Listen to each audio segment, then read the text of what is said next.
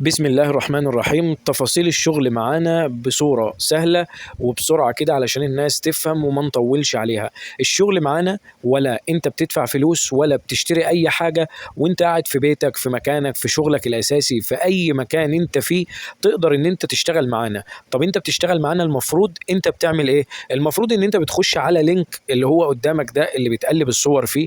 دي منتجات زي الأحذية والملابس والأدوات المنزلية والحاجات اللي انت شايفها قدامك دي.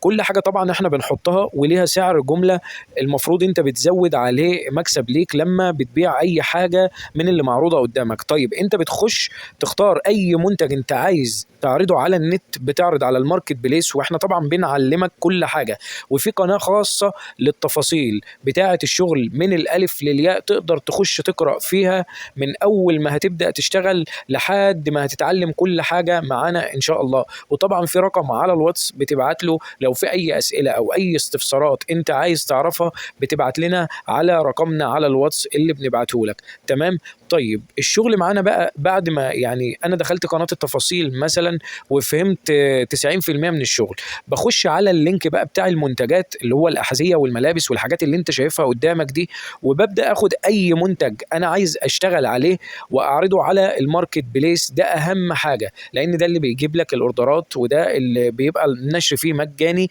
من غير اعلانات ممولة ولا اي حاجة مدفوعة. بتختار اي منتج انت عايز تشتغل عليه، مش شرط منتج معين. وليكن مثلا هاخد منتج ب 400 جنيه، فانا هعرضه على الماركت ب 450 ب 500، فالمكسب بتاعك بيكون الزيادة اللي انت زودتها على المنتج. احنا طبعا بنحط لك الصور المنتج، 4 أو 5 صور واضحة للمنتج اللي انت هتعرضه، وبنحط لك الوصف بتاع المنتج اللي هو انت هتحتاجه لما تيجي تنشر المنتج ده في الماركت بليس او على اي جروب عامة انت هتعرض فيه. فالشغل باختصار وبصورة سريعة زي ما حضراتكم فهمتوا، المفروض ان انت بتاخد اي منتج وبتبيعه على النت، وبتاخد المكسب بتاعك لما الاوردر بتاعك بيوصل.